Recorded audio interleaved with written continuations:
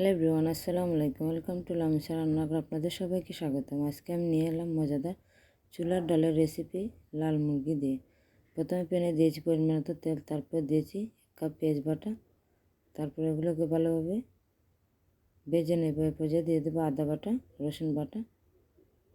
এখানে 2 চামচ আমি রসুন বাটা নিয়েছি, 1 চামচ আদা বাটা দিয়েছি। এর পর্যায়ে আমি ভালোভাবে মশলাটা ভেজে নেব। পর্যায়ে ভাজা হয়ে গেলাম দিয়ে দেবো দারচিনি। এখানে 4টা দারচিনি দিয়েছি, 6 থেকে 7টা এলাচ দিয়েছি।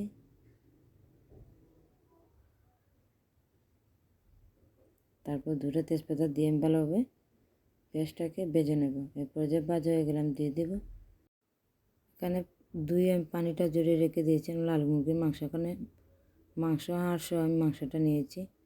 আপনার চাইলে শুধু মাংস দিয়ে রান্না করতে পারেন। এর পর্যায়ে দিয়ে দেবো আমি হলুদের গুঁড়ো 1 চামচ, মরিচের গুঁড়ো 2 চামচ, জিরের গুঁড়ো 1 চামচ, ধনিয়ার গুঁড়ো 2 চামচ। আপনারা আপনাদের পরিমাণ মতো ডাল আর মাংস অনুযায়ী মশলাটা অ্যাড করতে পারেন। তারপর দিয়েছি গোলমরিচের গুঁড়ো আর লং গুঁড়ো। আমার ওগুলো গুঁড়ো ছিল, গুঁড়ো দিয়েছি। আপনারা আস্ত থাকলে কিন্তু আস্ত দিতে পারেন। এরপরে যে ভালোভাবে নেড়ে চেড়ে আমি মাংস মশলাটা কষিয়ে নেব।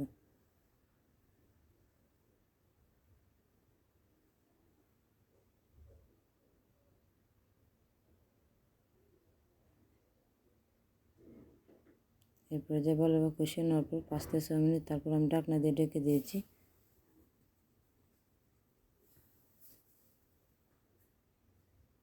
এইভাবে ঢেকে দিয়ে মশলাটা আবার নেড়ে চেড়ে আবার ঢাকনা দিয়ে ঢেকে দেবে।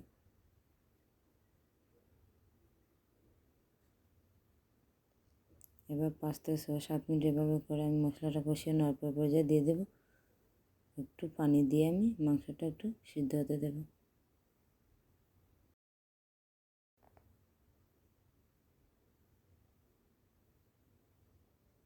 এই পর্যায়ে মাংসটা হয়ে গেলে তারপর আমি দিয়ে দেবো এখানে ছোলার ডাল। এগুলোকে আমি আগে 2 থেকে 3 ঘন্টা ভালোভাবে ধুয়ে ভিজিয়ে রেখে দিয়েছি। তারপর পানিটা ঝরিয়ে নিয়েছি। এ পর্যায়ে দিয়ে আমি নেড়ে চেড়ে ঢেকে দেবো। আমি দিয়েছি এখানে একটা টমেটো, 4 থেকে 5টা কাঁচামরিচ। তারপর দিয়ে দিয়েছি 2 চামচ গরম মশলা গুঁড়ো দিয়ে আমি এভাবে এগুলোকে কষিয়ে নেব।